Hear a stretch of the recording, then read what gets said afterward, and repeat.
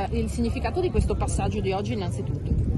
Ma è fondamentale anche perché questa è la sesta apertura, ma è unica nel suo genere perché è l'innesto sulla 27, quindi il rango di questa autostrada passa da traffico locale a traffico di attraversamento, con tutti i vantaggi che ne avremo. Ricordo anche che dall'inizio, con tutte le aperture, si è triplicato il traffico e abbiamo avuto la giornata di punta il 10 marzo del 2023 con 33.000 veicoli. Quindi anche il traffico locale, diciamo, sta imparando a usare questa arteria?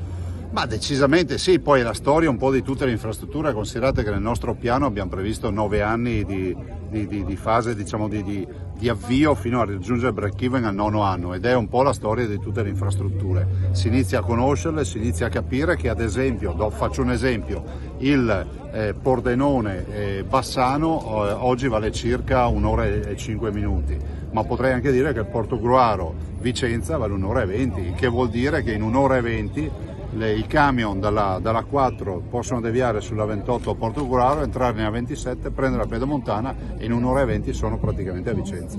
Il traffico può voler dire anche poter abbassare in futuro i pedaggi? Esatto. Ma il tema dei pedaggi è un tema che noi affronteremo di sicuro. Certo che oggi i flussi di traffico ci fanno ben sperare. Poi considerate che non condivido l'idea di chi continua magari a fare polemiche inutili. Questa infrastruttura è tra quelle nuove autostrade italiane che ha il pedaggio più basso, perché comunque fare le strade costa.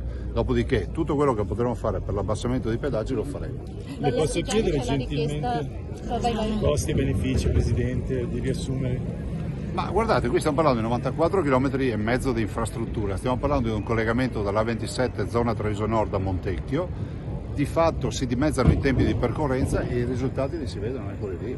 Considerate che serviamo un territorio che a 10 minuti dai 14 caselli ha 35.000 aziende e 154.000 occupati, a 10 minuti dai caselli ha 300.000 cittadini e a 20 minuti dai caselli ne ha quasi 1 milione.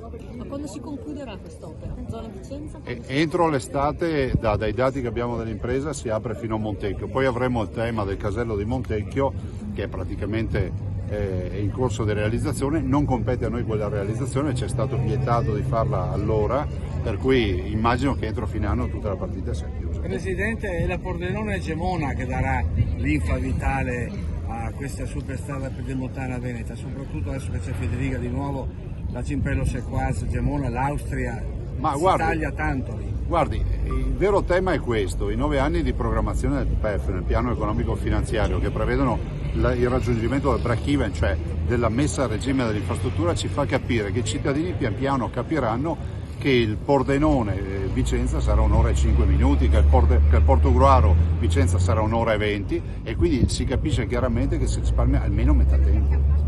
Una seconda domanda, Presidente, la Treviso Mare quando partirà? Siamo nella fase di istruttoria burocratica, è stata esperita la gara, per cui penso che sia solo una questione di carte, come del resto accade sempre in Italia.